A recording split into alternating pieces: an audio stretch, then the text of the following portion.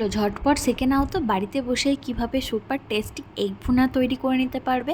প্রথমেই তেলের মধ্যে নুন হলুদ দিয়ে ডিমটাকে ভালোভাবে ভেজে নিতে হবে, একটু ভালোভাবে খড়া করে ভেজে নেবে। তারপর ওই তেলের মধ্যেই পেঁয়াজ কুচি দিয়ে একটু ভালো করে পেঁয়াজটাকেও গোল্ডেন মতন ভেজে নিতে হবে। আমি এখানে ভিডিওটা করতে ভুলে গেছি। তারপর আদা রসুন আর কাঁচা লঙ্কার পেস্টটাকে দিয়ে একটু মতন কষিয়ে নিতে হবে।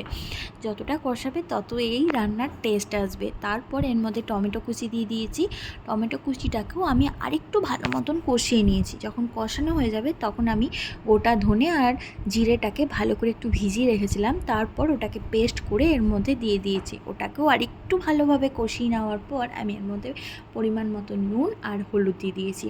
এই দুটোকে যতক্ষণ কষানো হবে, হলুদের কাঁচা গন্ধটা চলে যাওয়ার পর আমি এর মধ্যে পরিমাণ মতন জল অ্যাড করেছি।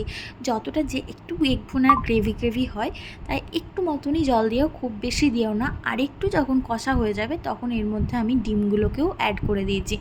ডিমটা দিয়ে ওই 2 থেকে 5 মিনিট মতন আরেকটু নেড়ে নেওয়ার পর নামানোর আগে কাঁচা লঙ্কা দিলেই আমাদের তৈরি হয়ে যাবে বাড়িতে একদম এগ ভুনার রেসিপি, সুপার টেস্টি।